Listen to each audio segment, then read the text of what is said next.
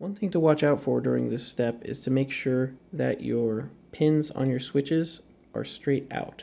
Make sure that they're sticking straight out so that when you insert the switches, you don't bend them down. So once they come through, they'll look like this, and you can double check, and you probably should double check that those pins are coming right through the pinholes before you try to solder. So you can see how they're protruding out the rear. These pins are not really great. They're actually rather flat on the cherries and the Gatorons. So they wind up, it's rather easy to get them flattened. And then once you flatten them, it's very easy to put it back. But after you've flattened them a couple times, they're very easy to break off.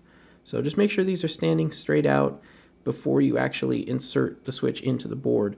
Otherwise you'll bend them flat and risk breaking some of them.